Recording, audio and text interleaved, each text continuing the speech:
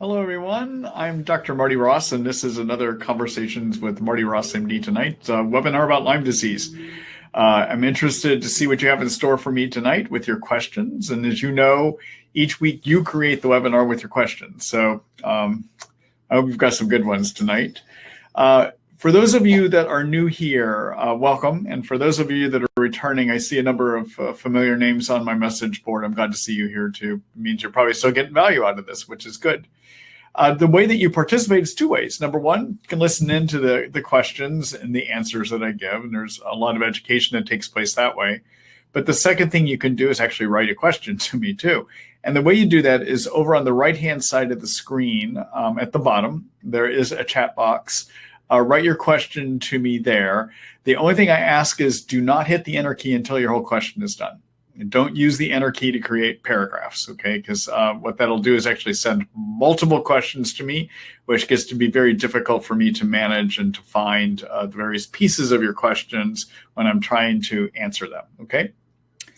I am creating a recording of tonight's webinar.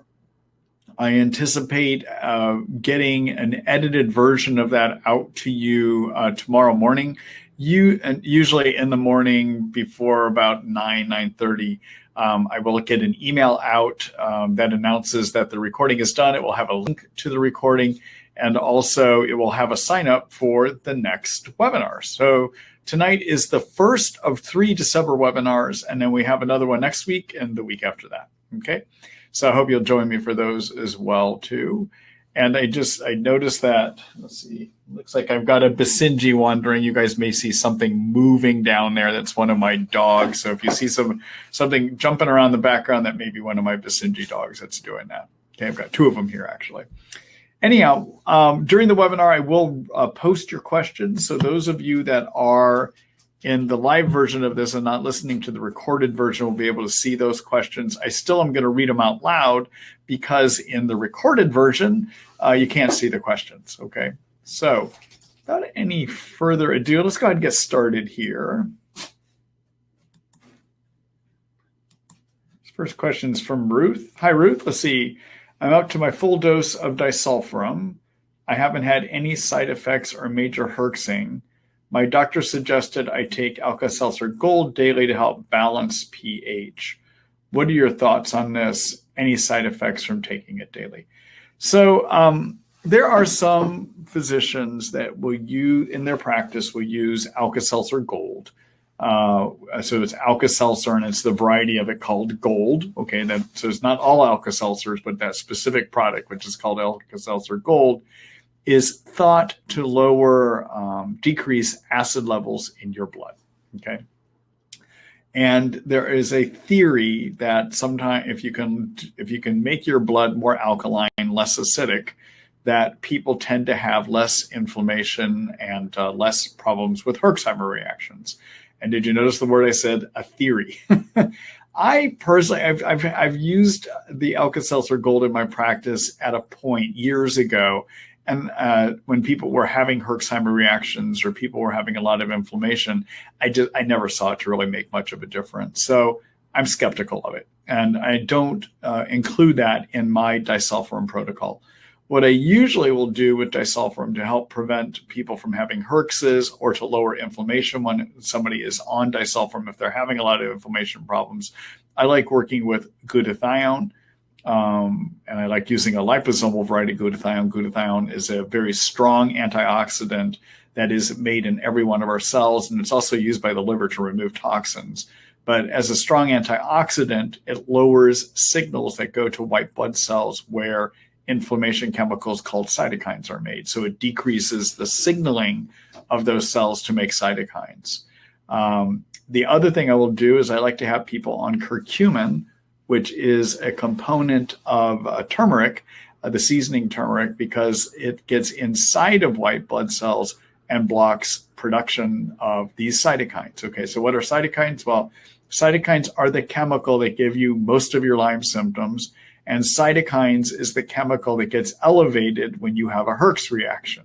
So you want to kind of control cytokines, okay? And so my approach is not to do the Alka-Seltzer Gold to do that, but rather my approach is to use a curcumin 500 milligrams 3 times a day. I like using a liposomal variety, means it's microscopically wrapped in fat to increase absorption. The product I like for that is a Thorne product called Mariva 500. Mariva 500 SF, that is. And then for the liposomal, for the glutathione, I like a liposomal product as well. And for that, I use a product made by Research Nutritionals, which is called Trifortify. They have 2 flavors, Trifortify Orange, Trifortify Watermelon.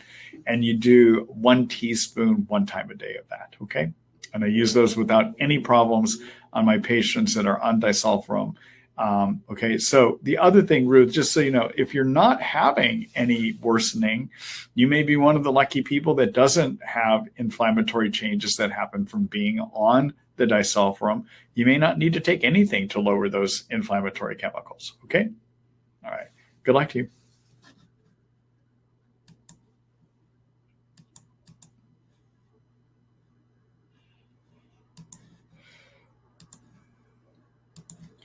Hello, James. Let's see. Hi, Dr. Ross. Thanks for all you do for the Lyme community. You're welcome.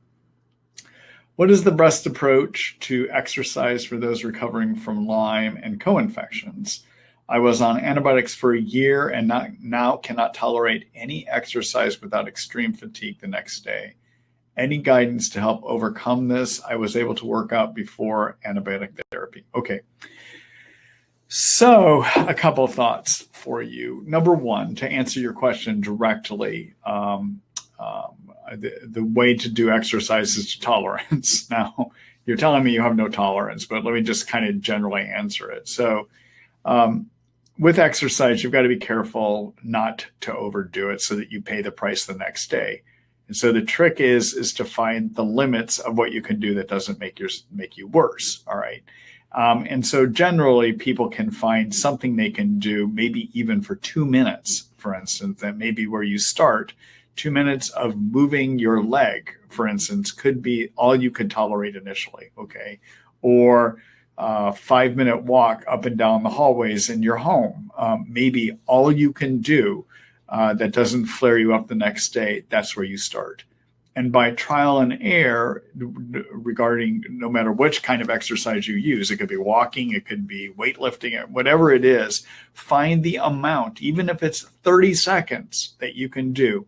And that's where you start. Find the level that doesn't flare you up the next day. Okay. All right. Now, the way that you are basically having a hard time doing anything the way you describe it, though, makes me wonder if you might have a degree of mitochondria dysfunction that was caused by having chronic Lyme in you. Okay, so let's talk about mitochondria. So every one of your cells has an energy factory system, which are called mitochondria. And there's about 300 to 400 mitochondria in a cell. Inside mitochondria is where sugar and fat are burned through a bunch of chemical reactions to create cell fuel. Cell fuel is something called ATP. Okay. Now, when you have chronic infection, or if you have mold toxicity, for instance, there's an overproduction by the immune system of oxidation agents, and those oxidation agents can damage fat membranes, including the covering of your mitochondria is a double layer of fat, and so that fat covering can get injured. Okay. Now, if it gets injured, it makes it very hard for it to carry fuel to the inside, sugar and fat to the inside, to be burned into cell fuel. And it also, that healthy covering is responsible for giving electrons to a bunch of the chemical reactions that create cell fuel. And so that becomes a problem too. So one thing that you may want to do is to spend some time of trying to rebuild and repair your mitochondria. And there's a process to do that. And so one thing you want to do is take something that's going to rebuild that fat covering. All right. And my favorite product to do that is a product made by Research Nutritionals, which is called ATP 360. It's made up of the fats that make up the covering of the mitochondria. Plus, it's got a number of micronutrients that are needed for the mitochondria to work well. they've done some good studies looking at their product, or they've done a good study looking at their product, and they found that it does increase energy and that it does actually increase your thinking as well too. Okay. And so the way to do that ATP 360 is to take 3 pills 1 time a day. Okay. Now, don't get confused, because Research Nutritionals has another product called ATP Fuel that also was one of their initial products to repair the covering of the mitochondria. That has now been, this ATP 360 is a better product than the ATP Fuel. So if you go poking around Marty Ross MD supplements, for instance, to find that ATP 360 and you run into ATP Fuel, don't get the ATP Fuel, get the ATP 360. Okay. All right. Number 2, in addition to repairing the covering, you want to be on a good antioxidant. And so for that, I like using the Trifortify, that liposomal glutathione product I was just telling you about.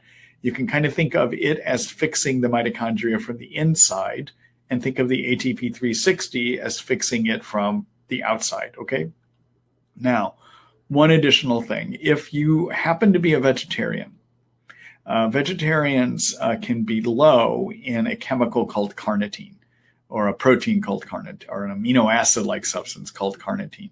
And carnitine is used in the covering of the mitochondria to carry fat to the inside of the mitochondria. So you want to make sure you have enough of that. And so people, the source for that in your diet is red meat. Okay, but if you're a vegetarian, you're not having red meat, then you want to supplement that too. And so I usually will have people do acetyl L-carnitine, 500 milligrams twice a day for a month, and then decrease it to 500 milligrams a day after that. Okay. And then finally, one more thing. Sometimes coenzyme Q10 can help the mitochondria work better, and that's 400 milligrams twice a day. And again, I prefer a Research Nutritionals product for that as well too. Now, does it work? Yeah, it can. I see it help maybe about 50 or 60% of people that try it.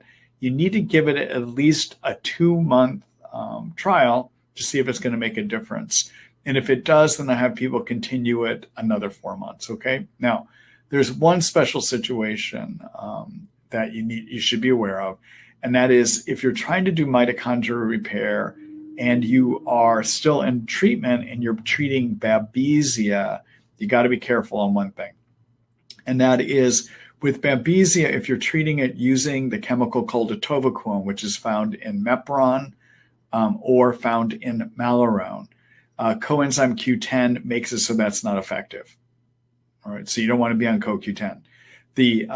So you would not want to supplement CoQ10, and also you should be aware that ATP 360 has just a little bit of CoQ10 in it. So if that's somebody's situation and they're trying to fix their mitochondria, instead of using the ATP 360, what I advise is that people use another product by Research Nutritionals, which is called NT Factor Energy, which also has the substances that can repair the covering, but there's no CoQ10 in the supplement. Okay.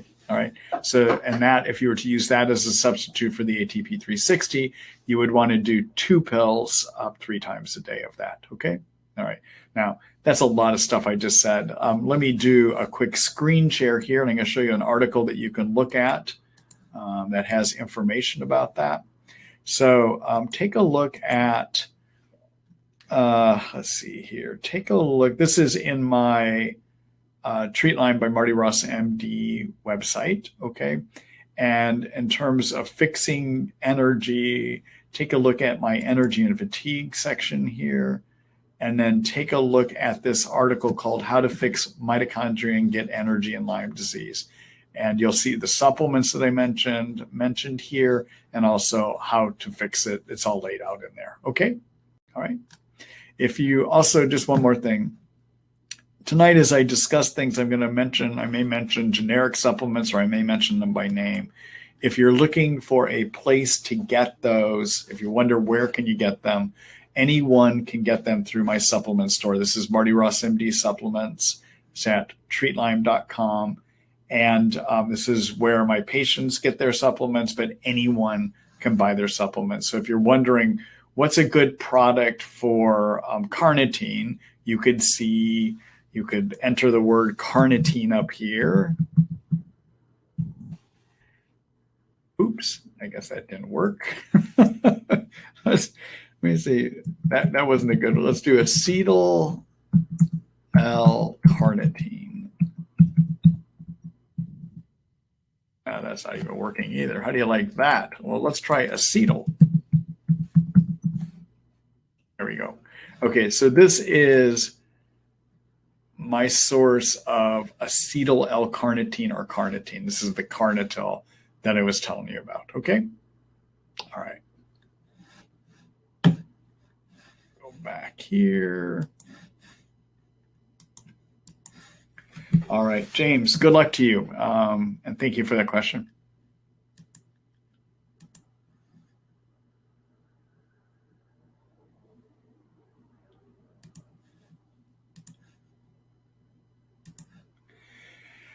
Hello, Sarita. Let's see. Do you know any people that have gotten 100% better from Lyme and or co-infections with bee venom therapy?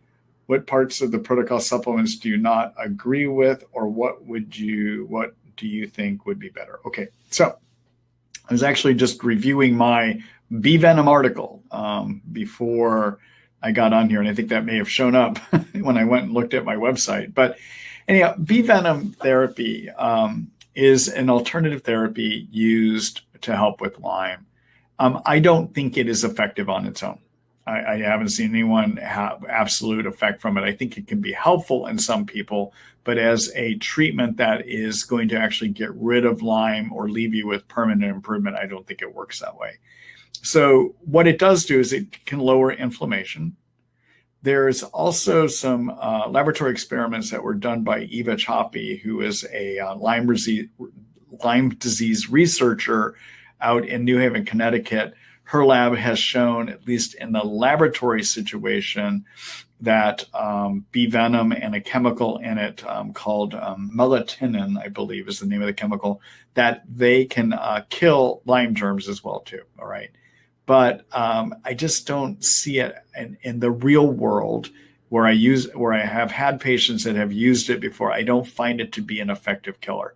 I do think it can help with lowering inflammation, though. Okay, so anyhow, I just wanted to say that. Okay, now I have a whole article about it. I'll show you that article here in a minute. It was actually up when I first went to my website here a few minutes ago. But the other thing, I know that there are some people out there that have protocols. They recommend a bunch of supplements. I don't know whether any of those supplements make a difference or not, to answer your question. Okay? All right. So let me just do a quick screen share. For those of you that are wondering about bee venom therapy, take a look.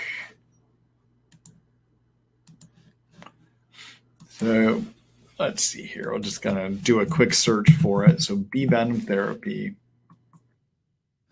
So this is the article that I wrote about bee venom therapy. Okay.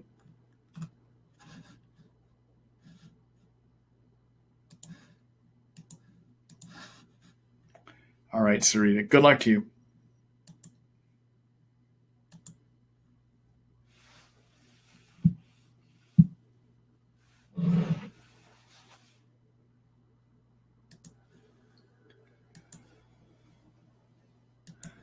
Hello, Sue. Let's see. Thanks as always for your help. At age 80 and with persistent Lyme, co-infections, and AFib, I'm concerned about COVID-19. I know you do not recommend the flu vaccine for us. Can Lyme cause AFib? And what is your recommendation about COVID vaccines? Okay, so, at age 80, there could be other causes of AFib, but yes, Lyme can, in some people, give atrial fibrillation. Okay, so it's everyone. Atrial fibrillation is a heart rhythm problem, and that sometimes you have an increased chances the older you get of acquiring that. Without having Lyme, you can acquire it. So it's not a Lyme-specific situation. Okay. I want to clarify my comments about the flu vaccine. So in somebody that is actually over age 65, even if they have Lyme, I do recommend the flu vaccine. Under age 65, I do not think the flu vaccine is a good idea for people with Lyme unless they have diabetes or if they have a respiratory condition like asthma or COPD, for instance, okay? So the issue with the flu vaccine in somebody that has Lyme is that there are enough reported instances in my practice and also among other practitioners where we will see that people with Lyme get into declines in their Lyme after they get the flu vaccine, that they have to acknowledge there can be a risk in getting the flu vaccine.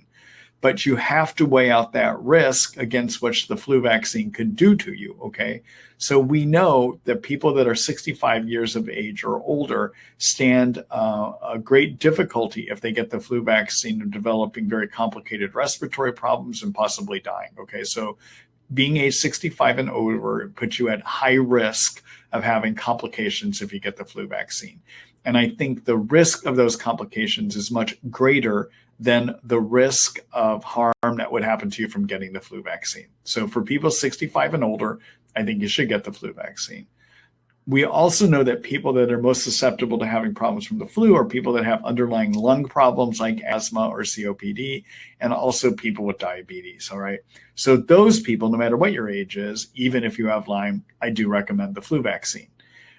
Other people, though, that it's mainly Lyme that they have, and they're under 65, they don't have respiratory problems or diabetes, then you need to consider, is it worth the risk of getting the flu vaccine and having some decline in your Lyme versus the risk of getting hurt by having the flu? And I think you have to weigh that out. So for instance, if we're in a year where it's the killer flu year, then I think it's worth getting a flu vaccine, okay? But we're in a year where there's not much flu, then I don't think you need that we necessarily need to in those people, okay? Now, this year, let's talk about the flu this year. Flu this year is interesting because we also have to be worried about COVID-19 out there that can also cause a lot of lung problems, okay? And, you know, as a society, we don't have any room left in our intensive care units right now because we decided as a country we weren't going to wear masks, basically, and that we had a right to spread our COVID. That's what we did as a country. And so unfortunately, our ICUs are pretty much getting full across the country. So that's a consequence of our behaviors of not wanting to protect our neighbors and not wearing masks in a lot of parts of the country. We're now full up in our hospitals, okay? That's the consequence of it. So because of that, we don't have places that you could go if you get really sick. So this year, it could make some sense to get the flu vaccine. But on the other hand, what is interesting about the flu this year is we tend to get our flu from South America. And because we have not had a lot of good traveling, I mean, people haven't been able to travel because of COVID, it's very likely now that we're not going to have a heavy flu year. And in fact, if we look down in South America, they had a light flu season this year, which probably means we're probably going to have a light flu season up here this year too, okay? In addition, if we are good about wearing our masks to prevent COVID-19, we're actually probably preventing getting the flu too, which is another reason to wear your mask, okay?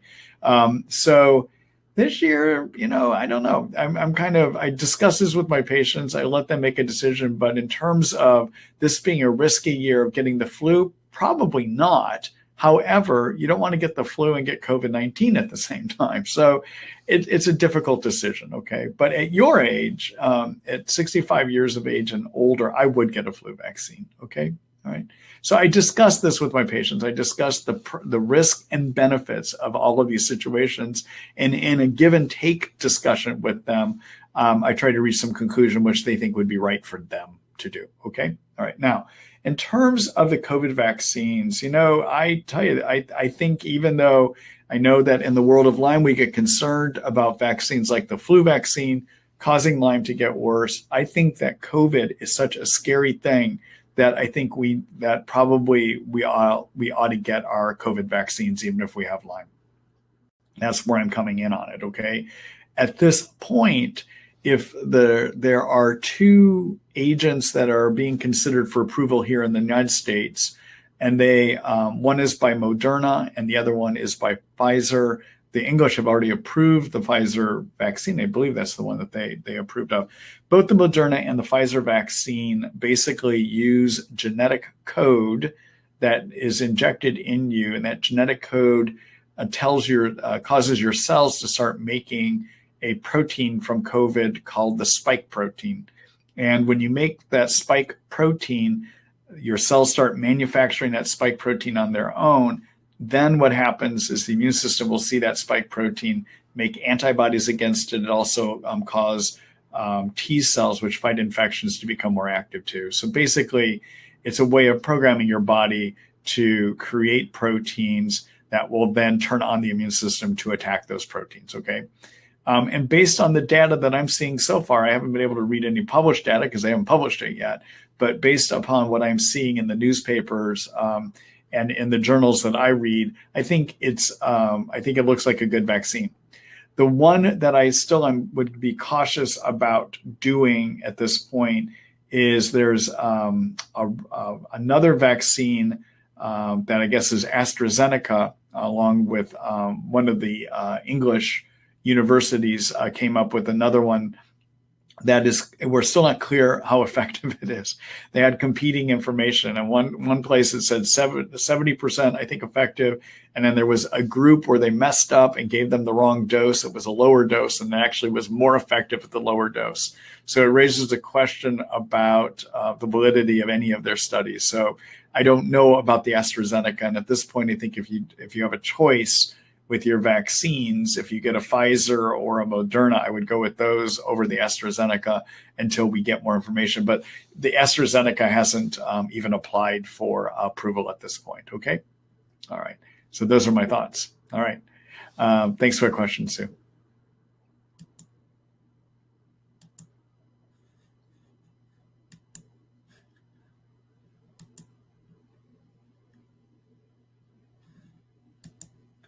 Hello, Stephen. Let's see. Hi, Marty. I contracted babesiosis in July of 18 and had big fever, or had high fever, I think that is, sweat, black urine, and all the other symptoms. I was hospitalized for 2 nights and treated for 10 days with Mepron and large dose antibiotics. I have had recurring headaches, fatigue, and trouble finishing thoughts. These usually last 2 to 3 days and vary in severity. Do you prescribe the same treatment for babesiosis as you do Lyme? So, Stephen, I know babesiosis, everyone, is a parasite that can infect you and live in your red blood cells. It is something you can get separate from Lyme, but also you can get it transmitted along with Lyme, okay? And ticks can transmit Babesia, and ticks can transmit Lyme at the same time. But Babesia is a non-tick transmit. It can be transmitted by other vectors independent of Lyme, okay? So, Steve, if I understand your question correctly, if you have Babesia, do the same things you use to treat it also work effectively against Lyme? The answer probably is partly. All right. I hate to say it that way. It's a part answer. So what happens is Mepron, the standard way that a lot of doctors will treat Babesia is there's only been one research article ever published that has looked at how do you treat Babesia. And in that research article, they used Mepron and they combined it with azithromycin, also known as Zithromax. And I suspect that's probably what they gave you, because that's the only research article that's ever been published. And the majority of doctors will only use something that research has been published on. Okay. All right. So the azithromycin that you might have gotten along with the Mepron can treat the spirochete form of the Lyme germ. So Lyme exists in 2 forms. There's a spirochete, that's a corkscrew-looking part. That spirochete can morph into a different form, which is called a cyst form of the germ, okay? And the Mepron Zithromax combination you probably got does not treat the cyst form of the Lyme germ, okay? The other thing I want to let you know is in the research, they did it, I think it was 10 days that they did in that research. And so doctors somehow now think because research said 10 days it worked, that they have to do one size fits all and only treat people for 10 days for Babesia. Well, what we know from the world of Lyme disease is one size does not fit all. And that we've learned from treating Lyme that although the majority of people, 85% of people, will get better with 1 month of antibiotics, 15% don't. And 15% of people get chronic Lyme, and then we have to treat for a year or 2 years of antibiotics, for instance. And in the world of Babesia, it's also possible that that standard 10 days of treatment that is often done is inadequate, and people can then develop chronic Babesia, okay? So I don't know for sure by what you wrote here what your current array of symptoms are, all of them, but it is possible this is still chronic Babesia. Maybe you have Lyme. I don't know. I can't tell from this. If you would want to have more help with me looking at it with you, I'd be glad to do that with you. I have the ability to do telemedicine visits with patients. And let me show you how you'd set that up if you're interested in doing that. Let me do a quick screen share here.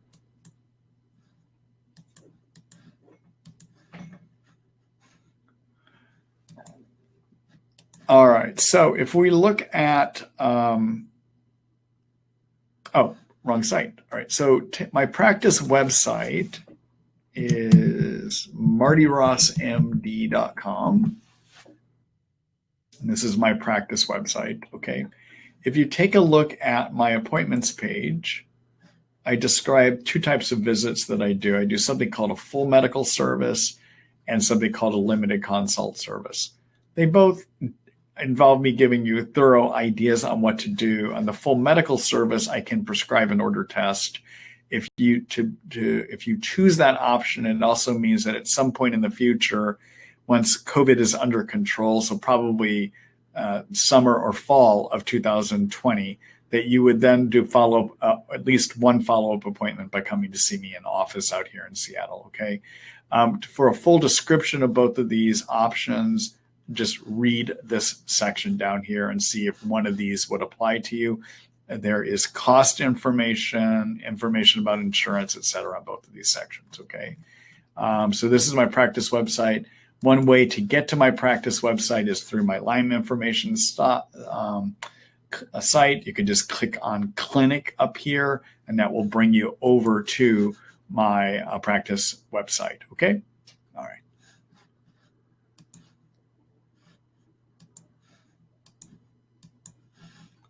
All right, Stephen, thank you for that question. Now, for those of you that have had Babesia treatment, you know we do a number of other things other than using just Mepron with azithromycin. But what I want to let you know is all these other things we do really don't have any research behind them. They were basically using things that treat malaria, and we use drugs that act pretty similar to what the azithromycin does. You can doxycycline, could do Biax and clarithromycin, for instance, as substitutes for the azithromycin. Okay, but we really only have one research. That's it. And as many of you know, that Mepron along with azithromycin sometimes fails in people, so we have to look at other options. So those of us that treat Babesia, knowing that Mepron and azithromycin can work, then have looked at other drugs that would work in a similar way and have come up with other options to treat it, but none of those have actually been researched before. Okay, all right, Stephen, thank you for that that question. Good luck to you.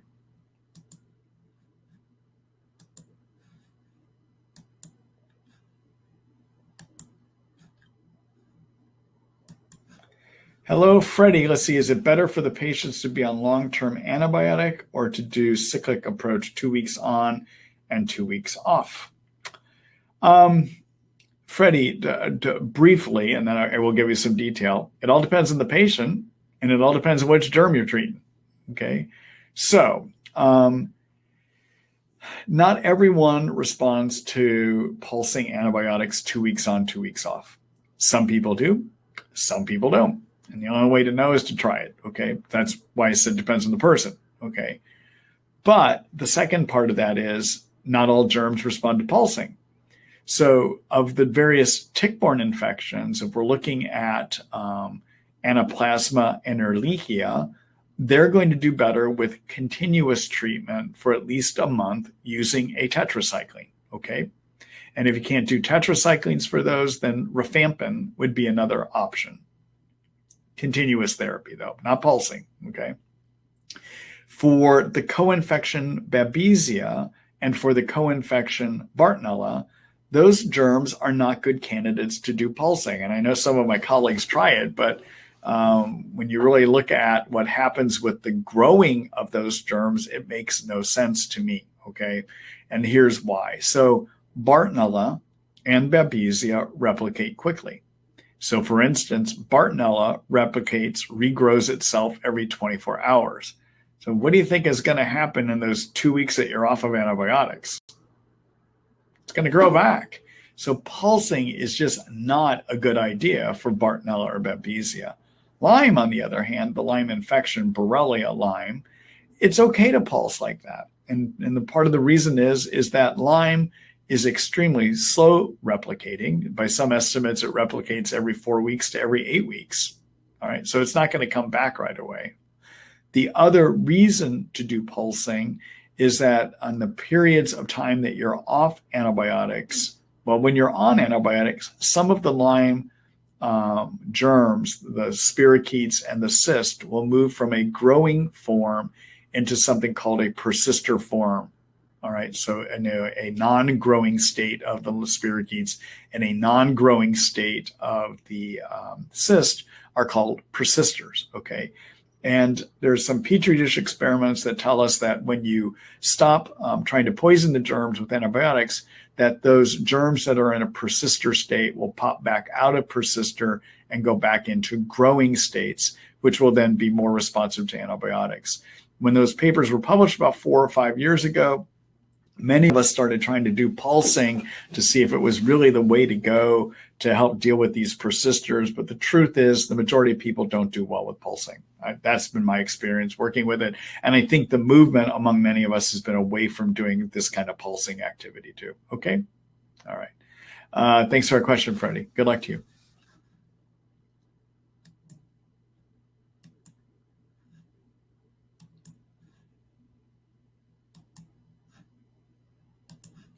Hello, Linda. Let's see. Thank you for taking my question.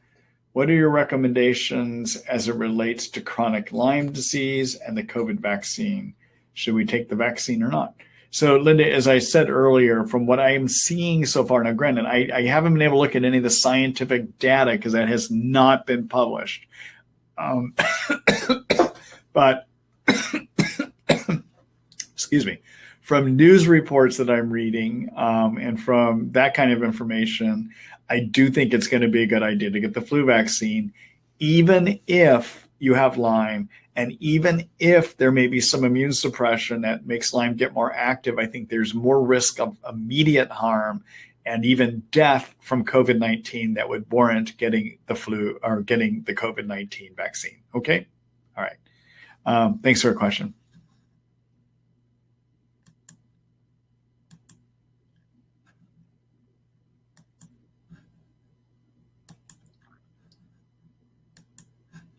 Hello, Lorraine. Excuse me, everyone. I actually swallowed down the wrong hatch there just a second ago. Just a minute here.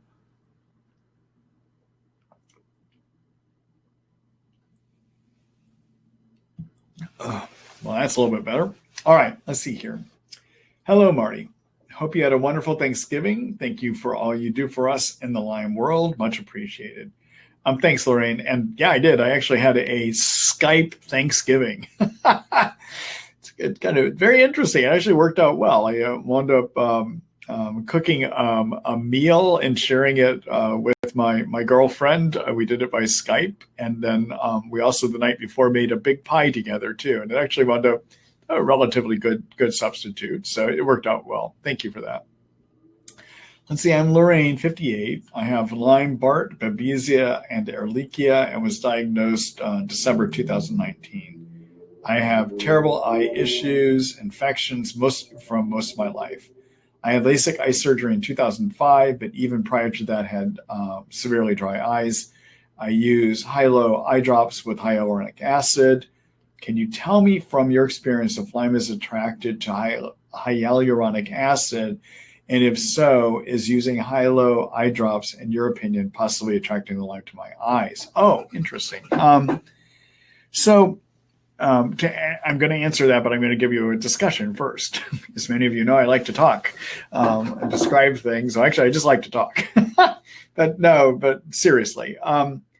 So the relationship between Lyme and hyaluronic acid is hyaluronic acid is one of the substances that's found in cartilage and in what we call connective tissue in the body. Okay, connective tissue is the kind of tissues that like covers muscles or holds organs together, etc. Lyme is not necessarily attracted. Well, that's not fair. So Lyme is attracted to those tissues, not to the substances. All right, and why it's attracted to connective tissue in the body is connective tissue doesn't have big blood flow to it. And so Lyme doesn't like to be surrounded by blood. Lyme likes to get far away from blood because blood contains oxygen, and oxygen can kill Lyme. So Lyme's designed to survive. And so what it likes to do is get into tissues that don't have good blood flow.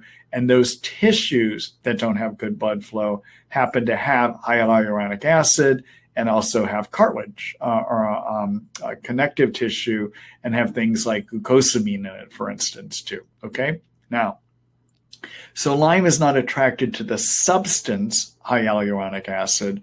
Rather, it's drawn to tissues that don't have good blood flow. All right? I do not think that Lyme is attracted to hyaluronic acid in your eye drops, is what I'm trying to say. I think it would be okay to use them. Okay? All right. Good question, though, and thank you for that. Thank you for that question.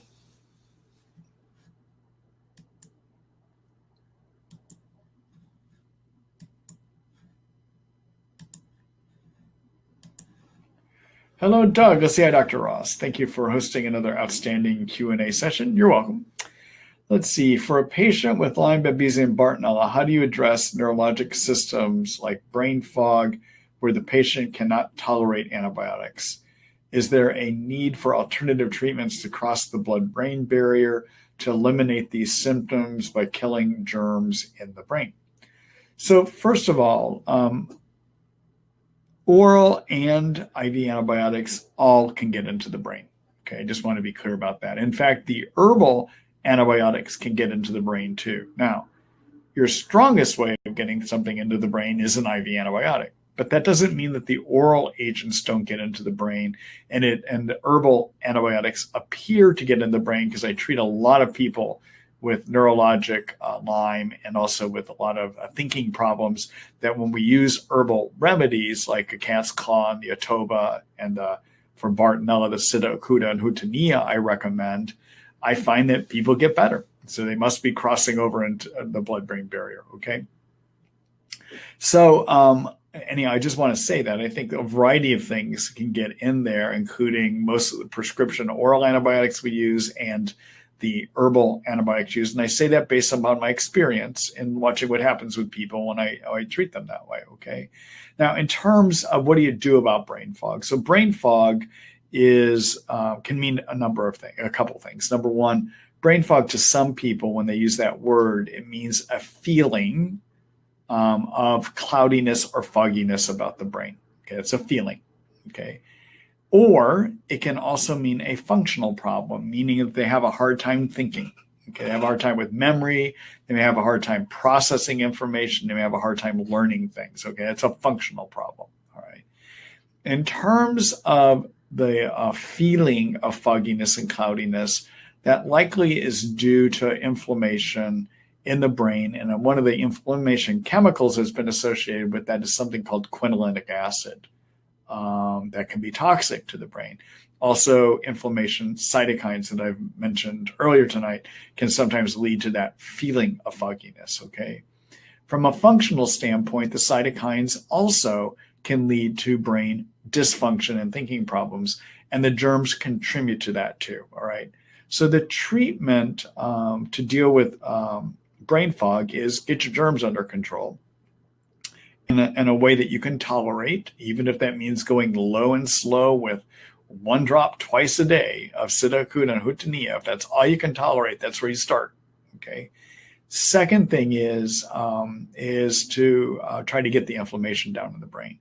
And the way that you can do that, I like, especially with this kind of brain fog you're describing, is I like working with glutathione, the Trifortify liposomal glutathione that I mentioned earlier tonight is usually can be very helpful for this. And that's because it helps lower some of that cytokine inflammation in the brain. And it also helps clear toxins out that may be contributing to some of that fogginess as well, too. Okay.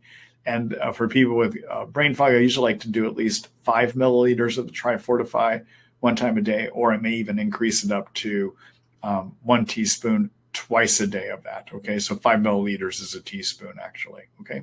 The other thing I like to do is using curcumin.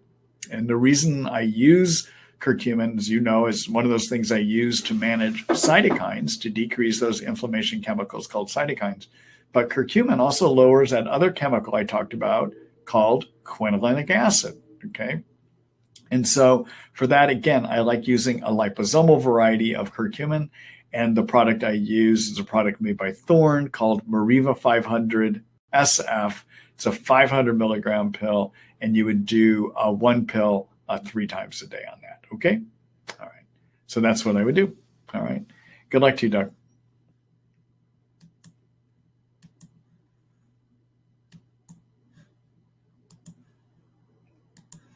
Hello, Joyce. Hi, Dr. Ross. Hope you had a relaxing Thanksgiving. Let's see. Thank you for always being here to answer our questions. You're welcome. And I did. Thank you. Let's see. I'm currently on Sida Acuta, Hutania, Cat's Claw, and Banderol, having very slowly ramped up over the past few months, increasing 1 drop every 7 days. This coming Sunday, I will be up to 30 drops of each herb in the morning and again at night. Do I need to go higher than 30? How many months do I stay at the max level? So, in the majority of people, 99% of people being the majority in this situation, 30 drops twice a day of all of those is sufficient, okay? Now, if the Sida Acuta and Hutania, which you're using to treat Bartonella, work, you should start seeing some improvement in the Bartonella symptoms within 2 months. Now, I didn't say your Bartonella symptoms would be gone. I said you should start seeing improvement in the Bartonella symptoms, okay? So and that also is the same story if you're using prescription antibiotics to treat your Bartonella. If it is a combination that's going to work, you should start seeing improvements within 2 months. If not, then you need to look at using a different combination, okay? In terms of treating Bartonella, if it is responding to what you initially started on, usually is treated for 4 to 6 months. Okay, so to give you an idea, you're probably talking at least at full dose. Once you get the 30 drops twice a day, you're going to probably be looking at about 6 months of being on that. Okay. In terms of Lyme and the cat's claw and the Banderol, which is Otobabark, is the Banderol. It's Nutramedix's name for Otoba. Those two work effectively at treating Lyme in about 85 to 90% of people, which is the same as prescription antibiotics. Prescription antibiotic combinations, any two, will work about 85 to 90% of the time too, okay? But Lyme takes a longer time to turn around. So when you have chronic Lyme, on average, you're probably going to need to treat with an antimicrobial for at least 1 to 2 years. I wish it wasn't that way, but it is that way, okay? Secondly, when we look at studies about how quickly people will turn the corner with their Lyme symptoms, not their Bartonella symptoms, but their Lyme symptoms, there's an unpublished study that tells us that by 3 months of treatment, 30% of people start having improvements. That means by 3 months, 70% of people are getting nowhere yet, okay? All right. By 6 months of treatment, 60% of people will start having improvements. And by 9 months of treatment, 90% of people will start to have improvements, okay? Now notice the word I said, starts to have improvements. I didn't say all better, all right? The reason I'm emphasizing it, I just want to give you, what to expect, okay? So when you're trying to get rid of the Lyme germ, again, the people that tend to get into recovery are people that stay with it, keep killing their germs for a good year to 2 years. That's what the data tells us, okay? In fact, that was recently verified by LymeDisease.org, has a project called My Lyme Data. where they have 12,000 people with Lyme that have enrolled and answered a bunch of surveys, and they periodically will use those 12,000 people and take a smaller group of them and do studies. And their most recent study that they looked at in my Lyme data was, what did it take to recover from Lyme or to get better? And they showed that in people that got really well and people that had a great deal of recovery, those two groups, that the thing that worked was a year or more of antibiotics, right? And I want you to be aware of that. It takes time on the Lyme germ, okay? Bartonella, again, is more quickly responding, okay? All right. So in terms of BART symptoms that you can follow to see if your BART's getting better, key Bartonella symptoms are pain on the soles of the feet that some people have. Some people with Bartonella will have a lot of anxiety and depression that often will lift as you're treating Bartonella. Bartonella can give a lot of neurologic symptoms like tremors or shakiness, numbness, nerve pain like sharp stabbing, shooting, burning, piercing, or electrical nerve pain. Those are some symptoms that you want to look at. And cognition, your thinking difficulties can come from Bartonella, although that can come from Lyme as well too. Okay? All right. Good luck to you, Joyce. Thank you for the question.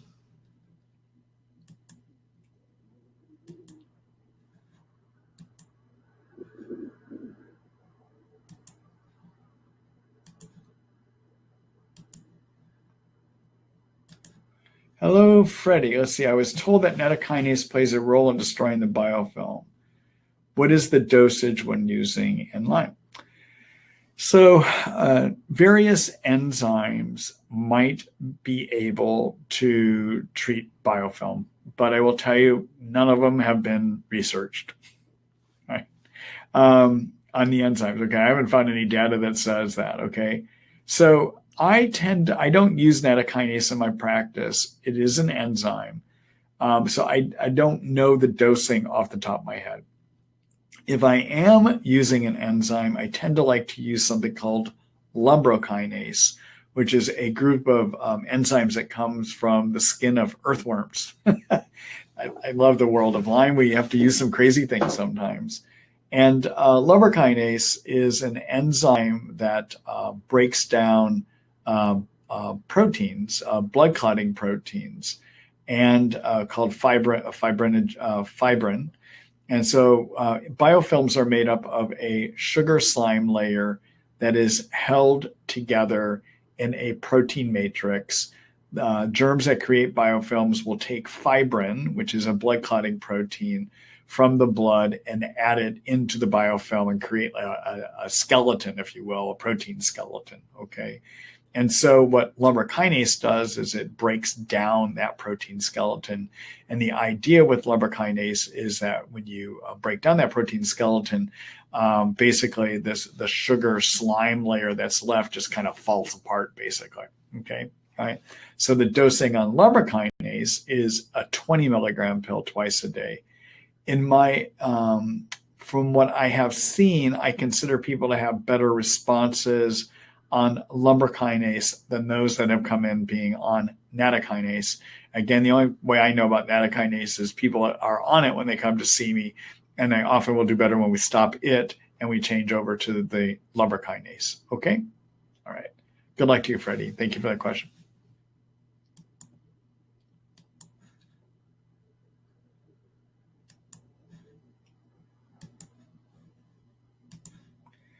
Hello, Lynn. Let's see. Hi, Dr. Ross. Can you say what percentage of the patients you see with COVID are becoming long haulers? And are you seeing more COVID long haulers in your Lyme patients than in your general patient population? Finally, you mentioned low-dose naltrexone last time. Do you know if it downregulates endorphin receptors when taken over time? Thanks. Okay, so first of all, my practice is entirely a Lyme practice, so I don't have non-Lyme patients to compare in terms of the COVID long hauler question that you have here. All right. And at this point in my practice, I think I've got about, I'd say 6 people that have had COVID, of which there is one person that has been dramatically impacted by it. The other 5 people have all recovered and are back to their baseline levels of where their Lyme was before the COVID, okay? So that's a small number. I don't have a large number of people that have gotten it, okay? That one person is having quite a difficult time recovering, and so I would definitely say she's in the long hauler category. I don't think we fully know what to do with the long haulers yet, to be quite honest. We've been trying a lot of things with her and making some headway, but I don't think I have a set treatment plan, for instance, okay? All right. And then in terms of your question about naltrexone, so naltrexone, everyone, is a narcotic blocker. Our bodies make their own natural narcotic system, our chemicals, which are called endorphins. Endorphins are manufactured by our bodies to regulate pain, but also to regulate the immune system. And so there are some people with Lyme that get into a situation where their immune system becomes dysregulated and more oriented towards having inflammation. And in those patients, sometimes being a low-dose naltrexone will help re-regulate the immune system. All right. The way that it works is we have endorphin receptors in the body, and if you block those endorphin receptors temporarily for like 4 to 6 hours, the brain doesn't like that. The brain sends out a bunch of signals and says, make more endorphins, number one. Number two, when those receptors are blocked, they become more sensitive to endorphins.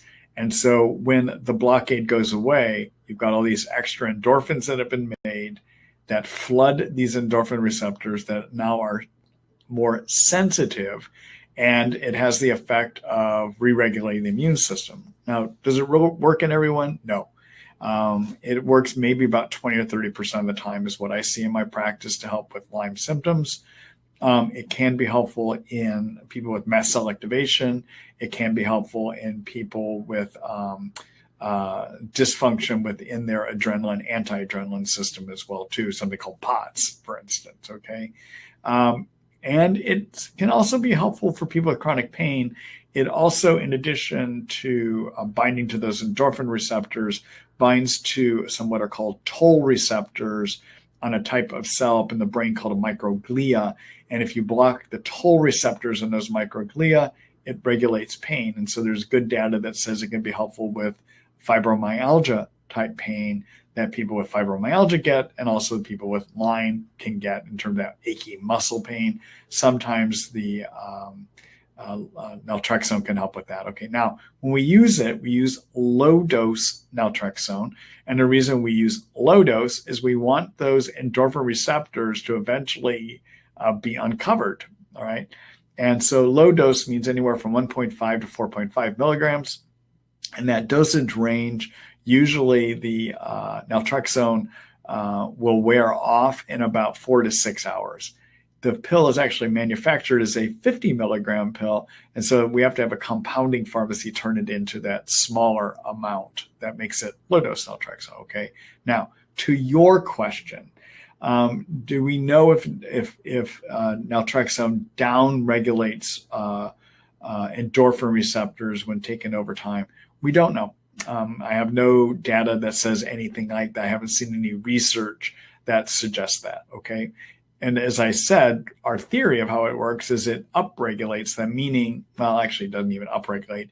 It makes them become more sensitive, is the word I would use, to the existing endorphins that are out there. Does that process go away over time? I don't know.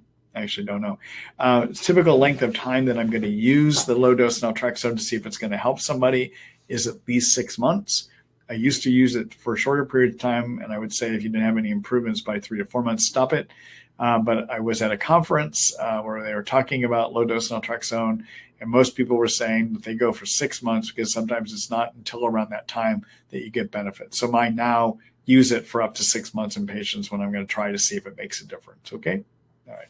So for those of you that want more information about low-dose naltrexone, let me just do a quick screen share here.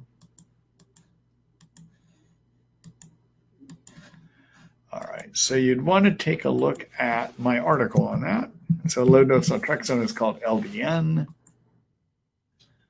And that's my article. Okay. So I talk about the ins and outs and what we think it may do and how to dose it and even potential side effects here in this article. Okay.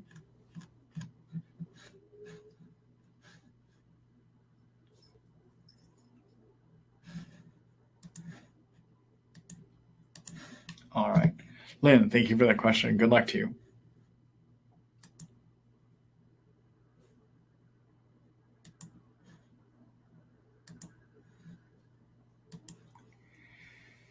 Hello, Gino. Let's see. Is it common to have fibromyalgia type symptoms after Lyme treatment with antibiotics? And what could cause this? Fibromyalgia means achy muscle pain. And could you have that after a Lyme treatment? The answer is yes. And one reason that you could potentially have it is you still have Lyme infection. All right. So be aware that, the standard treatment out there recommended by the infectious disease doctors is based on faulty science. And even when people get the standard 2 to 4 weeks of treatment, 15% of people go on to have chronic problems.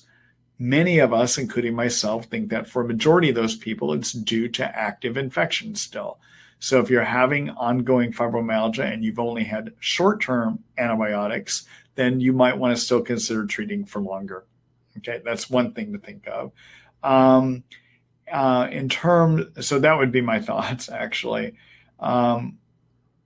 In terms of, let's say you've had Lyme and you treated it for 2 years or more with antibiotics and you were still left with having some of that fibromyalgia pain, it is possible that some of it could be to do chronic injury to the immune system and possibly to the muscles leading to that. Okay. My question, and I wish I could ask you how long you've been treated, but if it's only been short-term treatment, you might want to consider treating longer. Okay. Now, if you've treated and the only thing you're left with is pain and your energy is great, your brain's working well, there's no other symptoms of active Lyme, take a look at that low-dose naltrexone. That can be a nice way of helping with that type of ongoing achiness, muscle achiness kind of problem that people can have. Okay? All right. Thanks for the question, Gino. Good luck.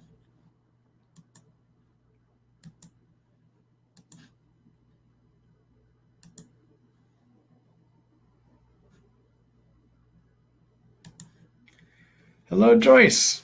Hold on here just a minute.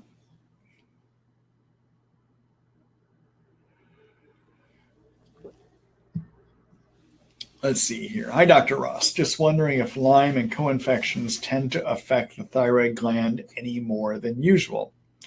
I keep trying to put together all the pieces of the puzzle, and I'm interested in knowing if you have noticed that people with Lyme have a greater tendency to be affected with thyroid issues. If so, what are your thoughts on using ashwagandha to help rebalance thyroid levels? Thanks. So the answer is, yeah, it is very possible that people with Lyme, or that not even possible, people with Lyme tend to have more thyroid issues in my experience than people from the general population. And the reason is due to the excess cytokines that get produced by the immune system when you have Lyme. Okay.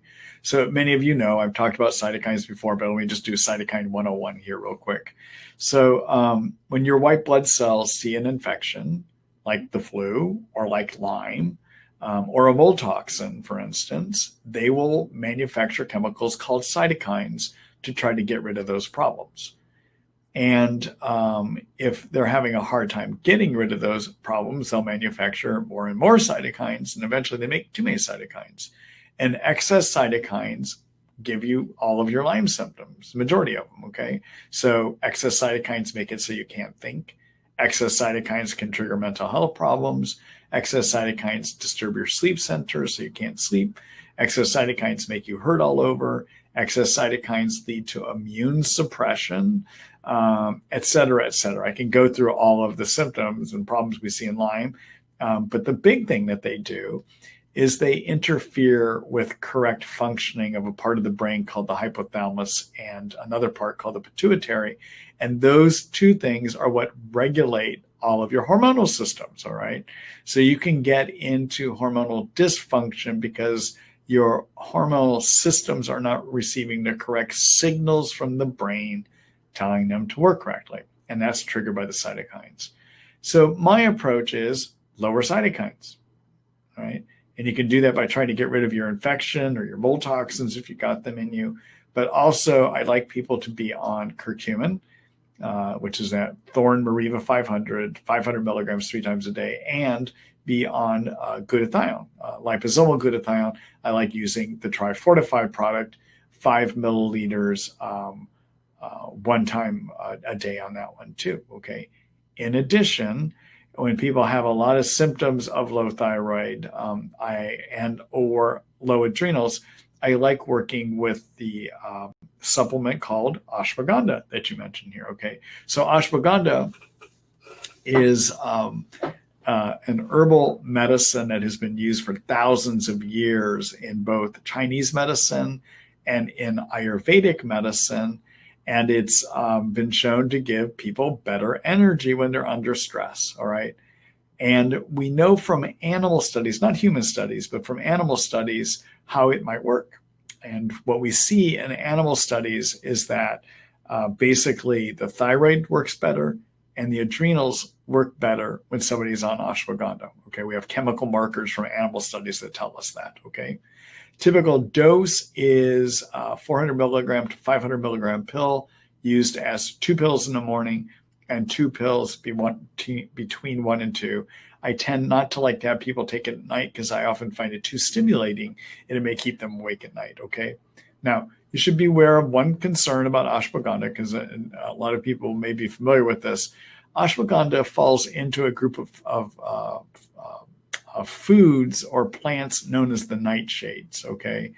And there are some people, not everyone, but some people that nightshades can lead to more inflammation.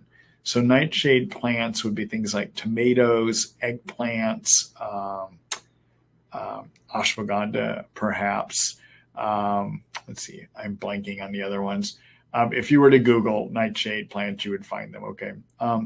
Anyhow, but not everyone is, okay? So I usually will tell people when I put them on ashwagandha, because I love using it in this disorder, is try your ashwagandha. If you notice when you add it in, you get more flared up, then maybe we need to think twice about it, okay? But the majority of people are not going to be nightshade sensitive, and the majority of people will not have problems with more inflammation when you use the ashwagandha, okay? All right. Joyce, thank you for that question. Good luck to you.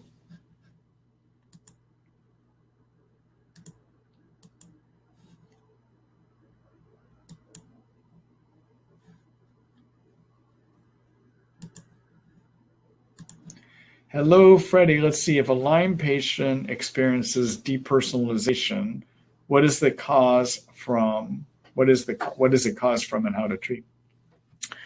So depersonalization is a psychiatric symptom that can occur in Lyme and in Bartonella. I tend to think of it as being caused by Bartonella more than I think of it as being caused by Lyme. The actual mechanism by which it happens, I don't know. All right. How I treat it is, if we need to, I'll have people on psychiatric medicines if we need to. Usually I don't. What I usually will do is get them on glutathione to lower cytokines in the brain, and also get them on curcumin, like I mentioned earlier, get them on both of those, and then also start directly killing the Bartonella, either with acida acuta in terms of herbal antibiotics, or doing one of the prescription antibiotic regimens that I recommend, okay? That's how I go about doing it, all right? Let me just do a quick screen share here.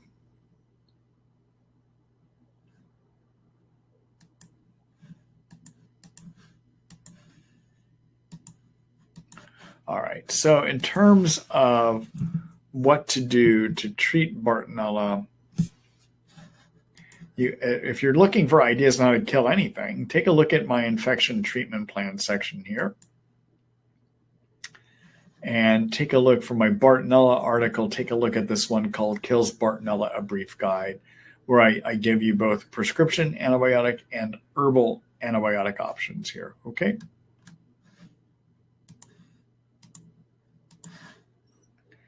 All right, Freddie, take care.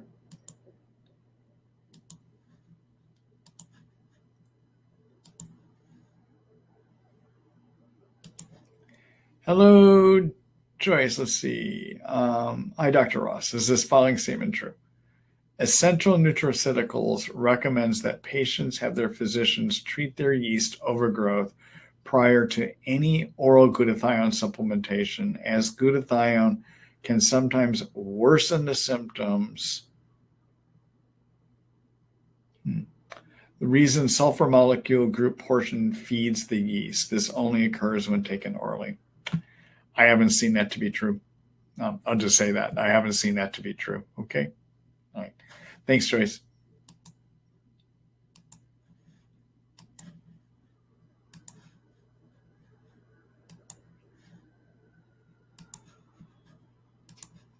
Hello, Margaret. Good evening, Dr. Ross. I'm most appreciative of all your knowledge, time, and patience educating others who have Lyme disease. Oh, well, thank you. I guess you don't have a question there, but I appreciate the comment. Thank you very much.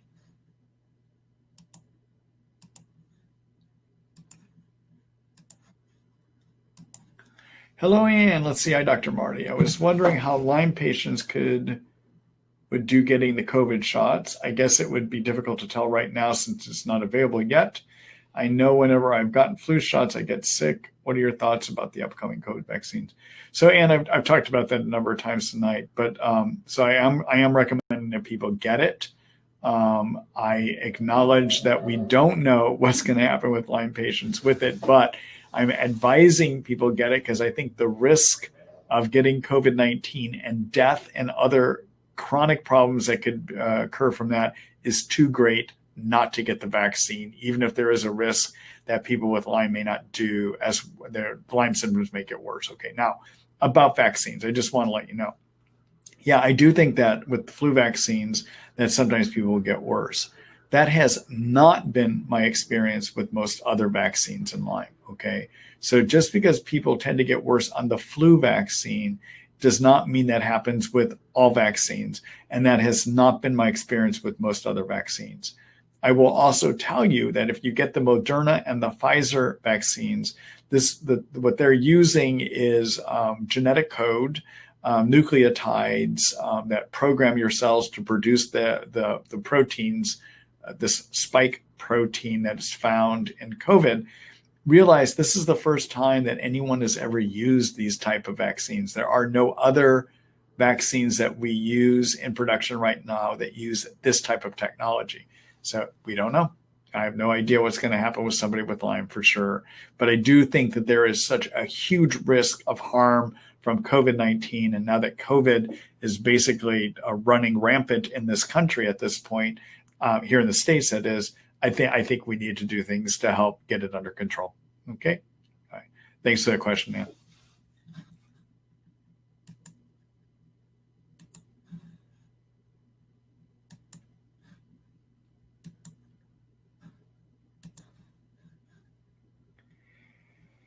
Hello, Brenda. Let's see. Hello, Dr. Ross. Is there anything new to treat Lyme and Bartonella? What will you consider the best natural treatment for Lyme and Bart? Thanks for your help. So, Brenda, the newest thing in the world of treating Lyme is disulfiram, which is now about a year and a half old. So I'm not sure if I would consider that new. In the world of Bartonella, the newest thing is starting to use agents known as methylene blue and oregano oil to treat persister forms of those germs. And those are basically the newest things. Those are not all new per se, but they're the newer things, okay? Let's see. What would you consider the best natural treatment for Lyme and Bart? The best natural treatment for Lyme is to use otoba bark and cat's claw extracts together. They work 85 to 90% of the time. And for Bartonella, the best natural treatment would be to use Sida acuta and Hutania. They work in 70 to 75% of people, okay? In my experience, trying all kinds of different herbal options, those are the ones that work best, okay? In addition, these days, I have started adding oregano oil into those treatments. I like using a liposomal oregano oil. It's 75 milligram twice a day. The reason I'm doing that is based on research coming out of Johns Hopkins University, laboratory research out of the lab run by Dr. Ying Zhang, that has shown that oregano oil is useful at removing biofilm and treating persister Bartonella. And in the world of Lyme research, it is also shown to treat persister Lyme too. Okay, so I'm using oregano oil with those natural treatments as well too. Okay, all right. Let me show you. I'm going to do a quick screen share to show you a few things here.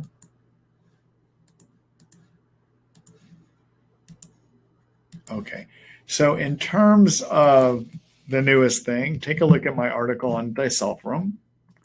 Again, I suspect many people here are aware of it. I suspect you're aware of it too. So take a look at this article. It's about what we're using to treat persister Lyme. And then in terms of Bartonella, I mentioned using oregano oil, and methylene blue is another agent you can use to treat persisters. You can read about it in this article called Kills Bartonella Brief Guide. I describe it there, okay? In this article, you can also see where I describe how to use Sida acuta and Hutania, and I also talk about how to use the oregano oil as well too, okay? All right.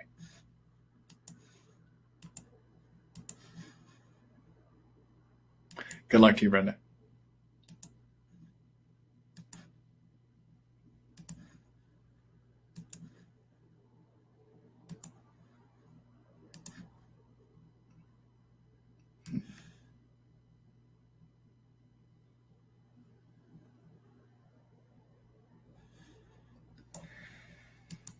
All right, let's see here. Hello. Oh, excuse me.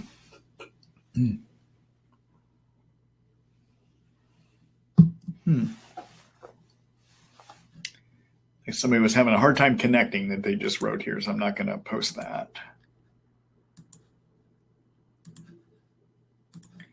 Hello, Brenda. Let's see. Hello, Dr. Ross. Is there anything new to treat? Oh, I already answered that. I think you posted it twice.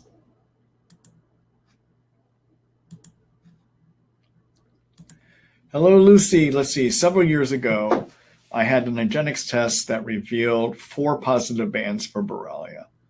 A recent IGeneX test revealed no positive bands, but at the same time, I had a positive bacteriophage test for Borrelia from Red Laboratories. I write for Lyme for over 2 years between the 2 IGeneX tests. Supposedly, rifing kills the spirochete form while leaving the round bodies alive. So I'm wondering if the recent results indicate few or no spirochetes while round bodies are still present. Thanks, Lucy. All right. So let me just talk about testing to see where we are in a treatment, okay? So the IGeneX test that you had done would have been looking to see is your immune system reacting against the germ, making antibodies, okay? So probably the Western blot or their immunoblot, the way that you describe it here, all right? The problem, there has been no studies that validate repeat antibody testing as a means of seeing if you're done treating, right? Antibodies can come and go, even if a germ is still in you. So for instance, having no bands show up at all means that you don't have any antibodies reacting against the germ. Could be because you still have a lot of Lyme living in you, suppressing the immune system, okay? So I know there's a trend among some of my colleagues, and I think it is just wrong. They're going out and repeating Western blots to get some sign that they're doing the right thing for patients. There's a lot of doctors starting to do that. And the trouble is, having no antibodies or a less reactive one may mean you're worse off because it could be all due to immune suppression, all right? So that's not a way to do it, okay?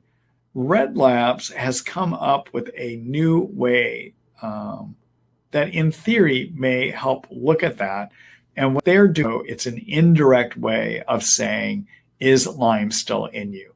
Because if you're making Lyme bacteriophages, if you have, I'm sorry, not making that, but if you have Lyme bacteriophages living in you, then the only reason they should be there is if the Lyme germ is active. All right.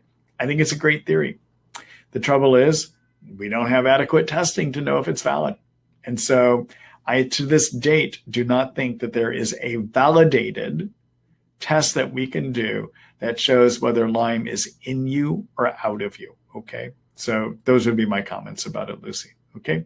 All right. Good luck to you. Oh, keep in mind too, even if your theory is right about rifing only treating spirochetes and not doing round bodies, keep in mind that round bodies, when they're not being stressed, all pop back into spirochetes anyhow. Okay, so it's not a static environment where you only are left with round bodies. If it is true that rifing only gets rid of spirochetes, those round bodies, the cyst form round bodies, will eventually turn back into spirochetes again too. Okay, all right. Thanks for the question. Good luck to you.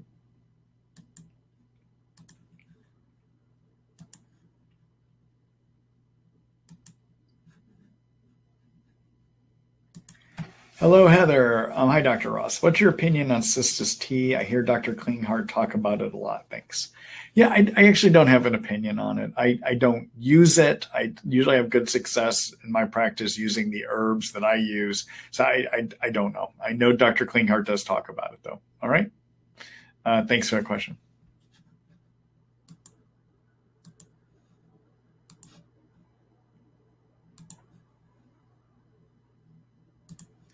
Hello, Damien. Let's see. Greetings, Dr. Ross.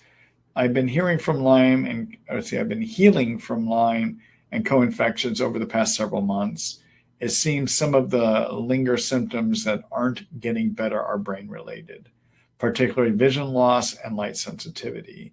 In your experience, do these type of symptoms take longer than others? I'm wondering if I should change treatment or perhaps they aren't Lyme related. So you raise good questions. All right. So first of all, when somebody has Lyme disease and they get various symptoms, all of those symptoms do not improve at the same speed. It's very common to have some symptoms and some problems take much longer to get better. So your vision loss and light sensitivity may just be symptoms that are going to take longer to recover. All right. It is also possible that sometimes when you have Lyme and or Bartonella in you, that they create permanent injury and they may not get better. And that's an unfortunate situation that can sometimes occur. Or it may be that you need to change the antibiotics to get at those symptoms a little bit better too. It could be any one of those. Okay. All right. Good luck to you. And thanks for that question.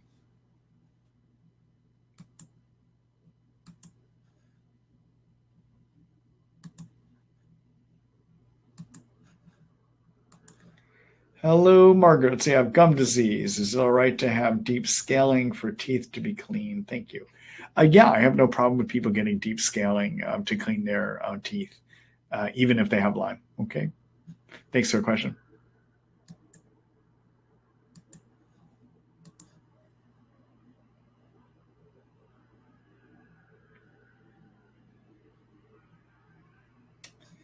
All right, everyone. That's going to be it for me for tonight. I've enjoyed being with you here. We will have another webinar next Tuesday. I'm sorry, not Tuesday, Thursday. It's Thursday. It starts with a T, but on Thursday of next week and also the Thursday following that too. Okay, so we get two more. In terms of the recording for tonight's webinar, keep your eyes out on your email tomorrow morning. My intention is to get something out to you before 9:30 in the morning Seattle time, that's Pacific Standard Time. And when you get that email from me, you should have a link in. It will have a link in it. Not should. It will have a link in it that you can use to sign up for next week's webinar too. For those of you that are still here, I hope you'll help me in spreading the word about the work we're doing here. I want to help as many people as possible. And to do that, I need your help. If you would please let other people you know that have Lyme or have family members that have Lyme that might gain benefit from either my written materials at treatlyme.net or on these webinars, please spread the word. And you can do that by sharing the emails when I send it out tomorrow. Okay. All right. So thank you for helping me with that. If you do that, I appreciate it. And then, Yeah, everyone, have a good evening. I've got to get two Basenjis out for a walk, my two dogs, before it gets a little bit too late here. Okay. All right. Good night, everyone.